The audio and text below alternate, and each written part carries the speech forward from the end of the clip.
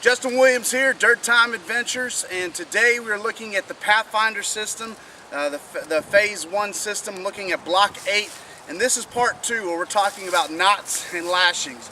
And I'm just going to warn you, the wind is crazy today, so hopefully you'll be able to hear throughout the video. But the main three knots that they want you to talk about is the bowline, the trucker's hitch, and the Canadian jam knot, or some people call the arbor knot. And so what we're going to do is we're actually going to do all three of them in a ridge line setup that I'm going to be demonstrating today, as well as showing you a few other knots. So stick with me, it's going to be good. So for starters, we're going to do the bowline knot.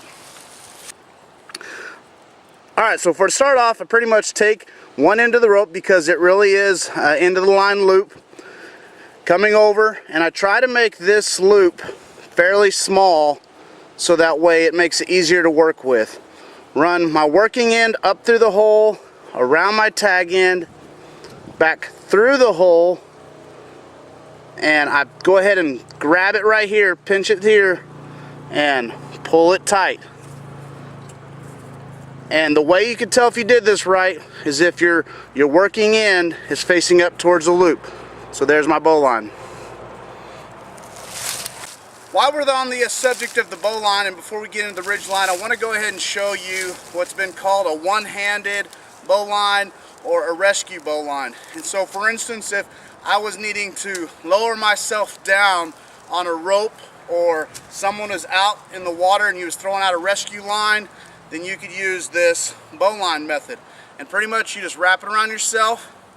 And to do it a one-handed method, this hand is tight to an object. It's tied off either from the boat that's throwing you the line, or the land that's throwing you the line. And you're bringing this hand over, and what you're essentially doing is trying to wrap it over the line, under the line, and just like before, around the main tree trunk and back down through the line. And you could do this one-handed, and that's the one-handed bowline.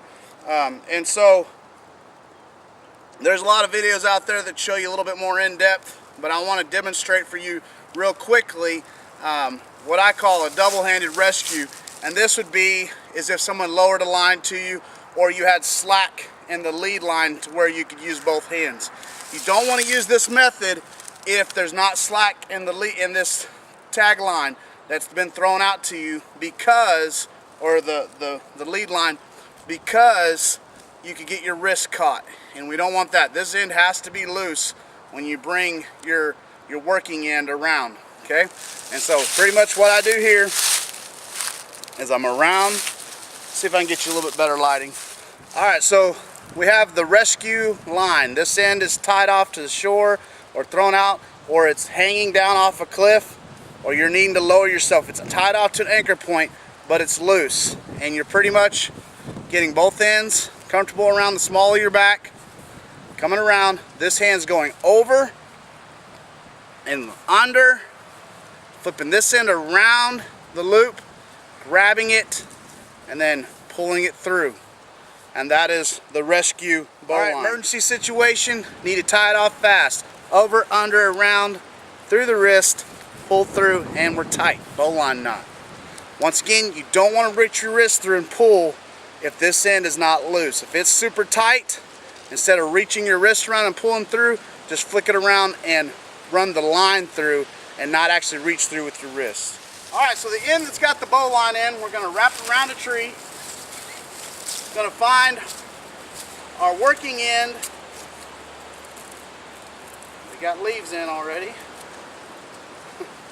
Find our working end, run it through the bowline loop. And what this is going to do is this is going to self-tighten around that tree, okay?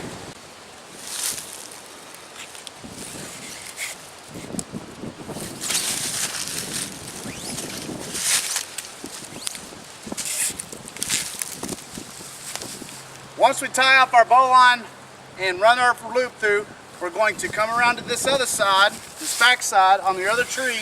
Now of course you're going to run a ridge line between trees that are a lot farther apart, but this is for demonstration purposes. Find it about the same height, get it parallel, and what you're going to do now is you're going to tie a trucker's hitch into this. And before you can do your trucker's hitch, you got to do a slip loop, or a self-tightening loop is what it might be called. A slip loop is what most people call it, a slip knot, slip loop. And I'll give you a close-up of that. Alright, so on this slip loop, what you're wanting to do is you're wanting to pretty much turn it clockwise or counterclockwise. I don't know that it really matters. And you're making a loop on it. And where a lot of people get this wrong is they run the side with the bow line through the loop to create the slip loop. But what happens is when you run your string through this, it tightens down on it and cinches down and makes it ineffective. So when you loop it, be sure that you run the end that's going to have the trucker's hitch on it through to make your loop. Now that way when you get tension that pulls on this, it doesn't cinch down on your trucker's hitch knot. So make sure you do that. Another easy way that I was taught to do this knot is to put it in your palm, twist it, put it in your palm, twist it over on itself, and pull through. And that way, super easy. I was taught, make an Arby's hat out of it. Kind of got a little Arby's hat. Anyways, so there's your slip loop. And now, once again, if you just pull straight across, you're going to pull it out. What you're going to do now is you're going to run your working end from the trucker's hitch side. Run your working end through this loop. Working end through this loop. And I got way too much cordage here. I got enough cordage to run a full length ridge line. But what happens there when we do this, just the camera here, when we run that through, we can tighten it on itself. See how that's tightening on itself? And this will get you, I don't remember the statistics, but it'll get you almost 3 times the pull weight on that. So here is our slip loop. Here's our working end that we ran through the slip loop to make our trucker's hitch. There's a couple different ways to do this, but I'm going to show you the easiest way to do the trucker's hitch so you can get it out, tighten it, and utilize it, and also be able to use it for toggles for your shelter, your tarp shelter. So once we get that through, I'm going to pull it tight, going to pinch it on itself, then down here farther, going to create a loop, come over it, and then pretty much just going to be grabbing that tail end of this other one here, and then just tighten it back on itself, just like so. And that gives you your loop.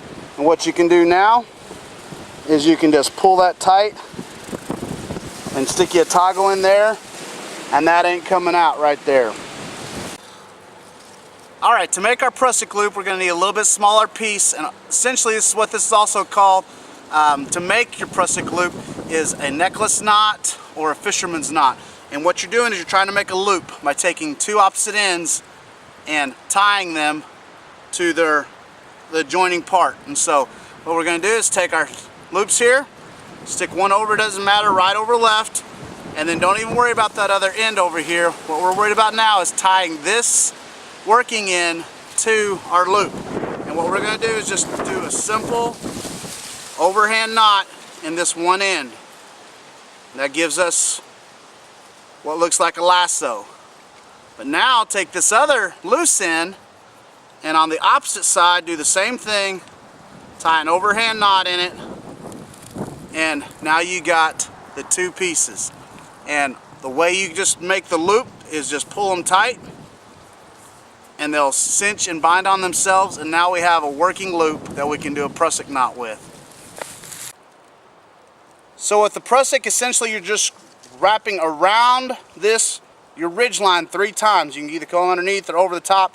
Doesn't matter, just work the same piece through it 3 times. And if you're short on rope, you can do it twice. You can do it, got too much, you can do it 4 times. And then you're just pretty much pulling it together. And now this prusik here can run up and down your ridge line to make a taut line. So if you're needing to make your ridge tighter, and you say it's over here, you can run your toggle through it and pull it out as far as it'll go. And with that pulled out, it'll hold from coming back. So that is our prusik, our bowline knots on this end here, and then our other end's got the trucker's hitch and the slip loop. That gives us our working ridge line. Alright, the next knot I'm going to show you is called the Canadian Jam knot. And this is a great knot for cinching down your sleeping bag, your wool blanket, or bundling up some sticks or something that you need to compact and bundle up. And the first thing you need to do is just tie you a simple overhead knot. Just put a loop, run your tag end through, you got an overhand knot. Go ahead and leave this tail a little long because you're going to use that to pull out the Canadian Jam knot. Next you're going to do another loop just like you were going to do the tail end, run it through, but this time keep it open. Keep the loop open. And we're going to run our tail end this time through it, which happens to have a bowline in, but we're just going to run that through it as if it didn't have anything in it. And now we can grab both ends here and cinch it down. And now we got a big loop here, and it'll jam as we tighten it down on itself. Here it'll tighten, and you keep pulling, it'll tighten down on whatever it is. So they might start off spread out, but as you keep pulling it tighter, it'll tighten down. This is good for this is also called an arbor knot. It's good for tying around a spool, a new spool on your fishing reel to get some new line put on it. So I'm wrapping this big loop around this bundle here, and all I got to do now is begin tightening it down, and it'll cinch down on itself. And you can, the tighter you pull, the more it'll cinch down. And what that'll eventually do is, if you keep pulling, this knot here will end up jamming on that first loop. So if we reach on it around, keep pulling tight, it'll jam down on that other knot. And then all you got to do to undo it is to pull that tail in, and it'll loosen up.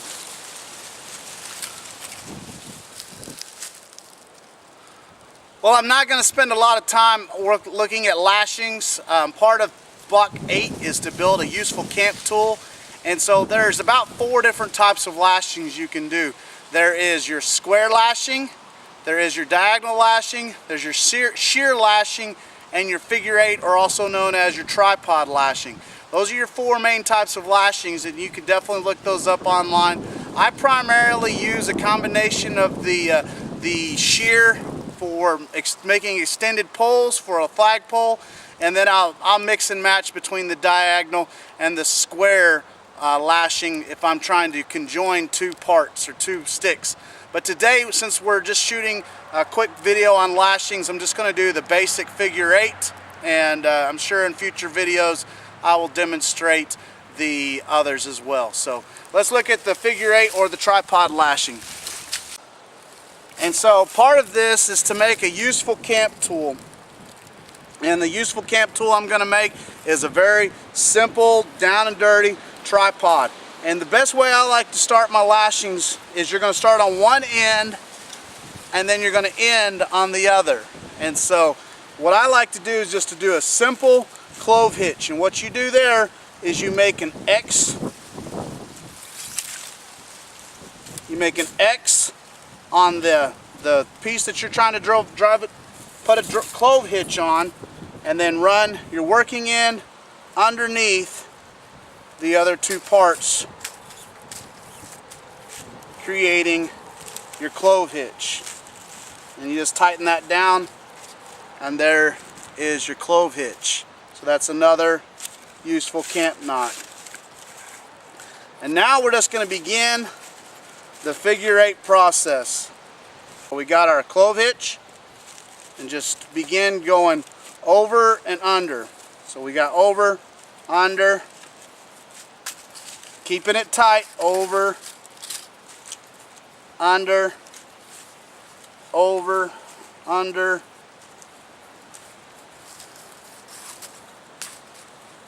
and you can work either down or up.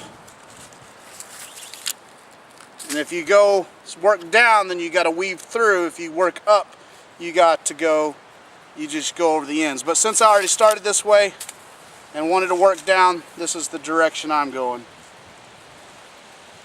Just begin to go over and under, cinching it, pulling it tight as you go. And you know, you can get pretty fast at it, just working it real quickly. It ain't got to be anything fancy. Now, if you're wanting to make a shelter with this tripod, like a teepee per se, then you definitely want to take some time and energy to do this part right. Okay? So you do that until you get down it. Usually it's about 6 or 8 times is what I like to do. But for time's sake purposes, I'm going to do 4. Alright, so now I have about 4, and I'm going to go ahead and begin to go over one last time to begin what's called the frapping process.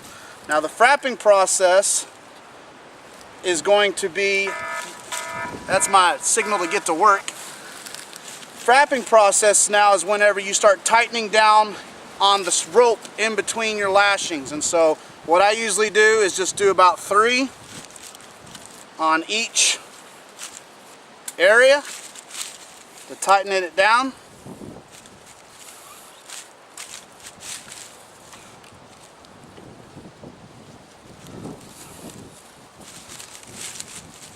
Move over to the other side.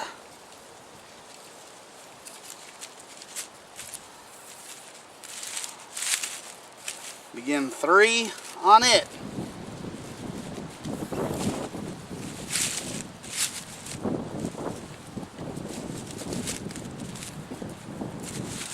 And then we finish off with another clove hitch, making our X just like so, running our tag in, or working in through it, pulling it tight, and there is our tripod lash. So here's my working tripod now, and what I'm going to do to help make this a effective tool is now I'm going to add a V-notch stick, or not necessarily a notch, but a V-stick here, tie it off here, and I'll be able to use it for cooking now. Essentially now you have this pot, and you can put various notches in here to make it go higher, or what you simply do is just loop your excess loop, your string, your rope, or whatever you're using around one of the ends, and that raises it up as well. And you can make that varying heights and levels that you wish to be able to optimally get your pot over the fire.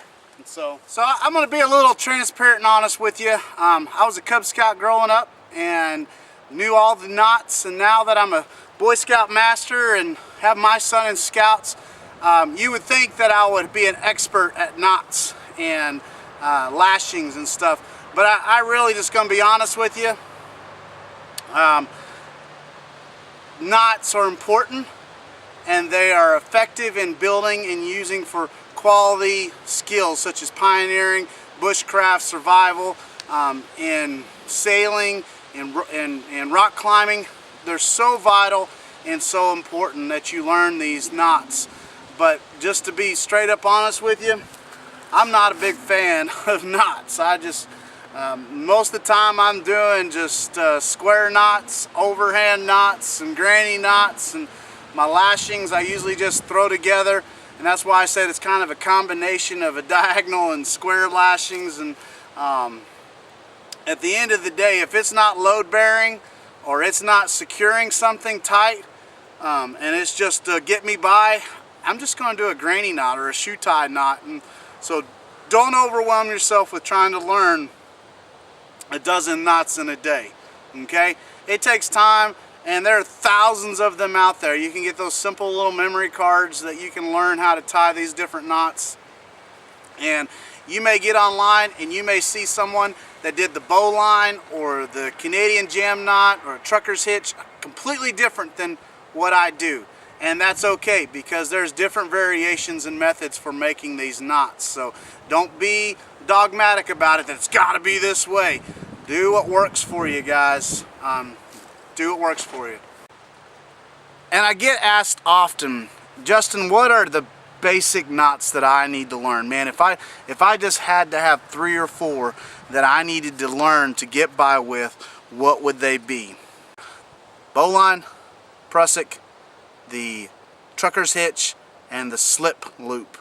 Those 4, and you're going to be able to accomplish a lot of tasks. So, well, man, I hope that helped with any of you guys out there trying to research and look up useful bushcraft knots, and hopefully be able to put those to use at your next outing.